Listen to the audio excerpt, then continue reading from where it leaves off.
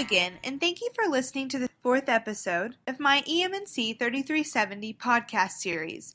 My name is Corie Williams, and today I'm very pleased to introduce to you a professor of mine who teaches in the College of Mass Communications at Texas Tech. According to his profile on Tech's website, he has authored and photographed numerous popular press and special purpose articles for a number of publications, including Texas Highways, the Texan, Archways, The Commentator, Pulse, as well as pending advertisements in Cowboys and Indians. He has spent several years as a professional freelance photographer and writer and continues to pursue his freelance photography work through publication in the popular press and commercial industries. But enough of me talking. I will go ahead and let him introduce himself. My name is Jerod Foster. I'm originally from a little small town about 25 miles northwest of Fort Worth called Paradise, Texas. And I originally came to Texas Tech and graduated with 2 degrees in agricultural communications. I intentionally came to Tech and specifically in the AgCom program because of my background in the agricultural industry, as well as my interest in actually going to law school. I was very interested in intellectual property law, and so that's kind of where I was headed. I was taking classes that really just kind of fulfilled the AgCom degree plan, but also with the intention that, look, I might be able to apply this later in the law school setting. So that was my intention. I even worked at the law school.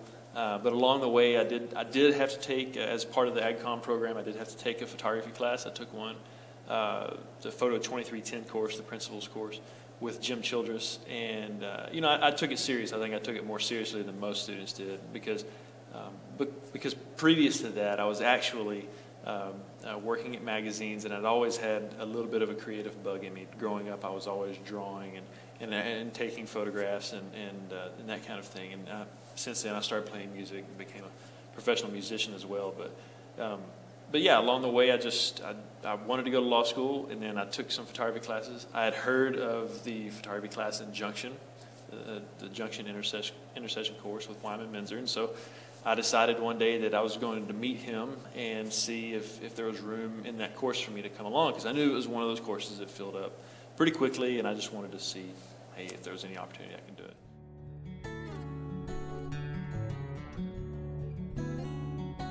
If you're interested predominantly in telling story with your images, then I think you're better off, and that's kind of hard to say, you're better off in attending the College of Mass Comm, but I think you are, because that's part of, particularly in the Department of Electronic Media and Communications, that's one of the foundational missions of the department, is to be able to instill visual storytelling in our students, or the ability to tell story visually. So, and I don't know what the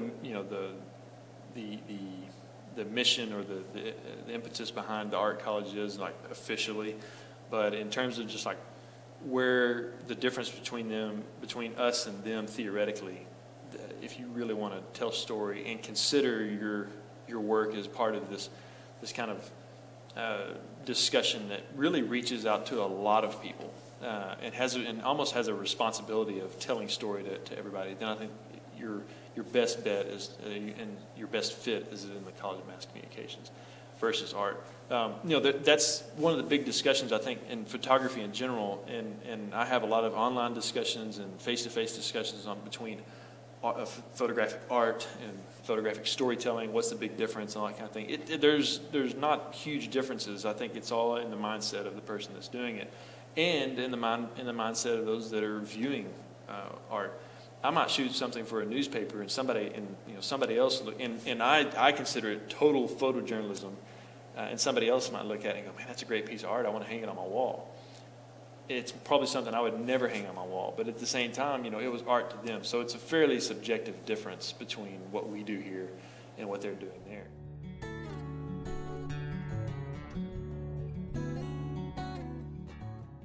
Over the years, I've been asked, how I got started and how that might apply to a student going. And I think, it depends on, I think a student really needs to decide on what end of the industry do they want to get into. Do you really want to shoot more editorial stuff, photojournalism, magazine work, that kind of thing? Or do you want to concentrate on, say, portrait photography? And there's a lot of divots in portrait photography, such as wedding or lifestyle, family photography, that kind of thing. And I think if you have a good idea of what you want to do by the time you get out of school, you're better prepared to enter into that industry. So there's one piece of advice I'd give.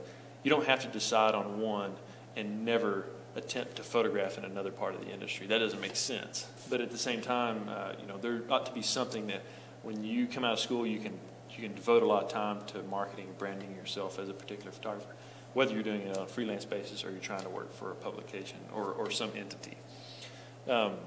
So there's one piece of advice. Another piece of advice is to really just get started while you're in college. And I use myself as an example. While I was in college, I was shooting and writing for magazines. I knew I wanted to be part of the magazine industry, part of the book industry. And so I was throwing a lot of effort into making steps into that industry. I was working for a couple different magazines, writing. Eventually I started shooting for them as well. I started a blog because at that time at least, it wasn't very easy to start your own website. The blog platforms couldn't be converted into full-on websites at that time. Now you can. So having an online presence is very, very essential now. I don't think you'd probably have some idealistic people tell you that no, you don't need it, but at the same time, you kind of do. I started a blog. At least I had an online presence for where my photography was going.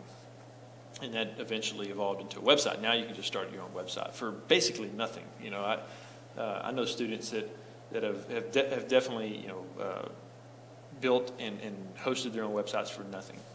But now you can, for less than $100 a year, you can have something up there that's really nice. It's really nice looking. So having an online presence helps. And these things are all ancillary to what I'll get to later, which is probably more important anyways. Having a social media presence that helps out quite a bit. You never know where that's going to basically pay off. And I don't mean it in the money sense, but being a part of social media and interacting with colleagues and clientele and just friends and creating, letting people know that you're a person as well as a photographer helps out. And again, it may pay off in the end. Sometimes largely, sometimes it may just pay off in that you make another connection. But if that connection helps you get to a job, then there you go. But those things are, like I said, ancillary to what's most important and what always continually needs to be happening is the fact that you're working and growing as a photographer. So you can't just come into class, sit there in class, listen to the lecture, get the assignment, and shoot the assignment a day or two before it's due. It just doesn't work like that in terms of success in a program and then seeing yourself being successful in the industry. It takes a lot of, this is a hard industry to make a living in. There's no doubt about it. And I don't think anybody lies to you about it as well. It's a difficult one, particularly if you're going into like the editorial world. The pay has gone down over the years, and it forces a lot of photographers to diversify what they do as a photographer. They shoot. I'm a good example. I shoot quite a bit. I also teach, and I also write.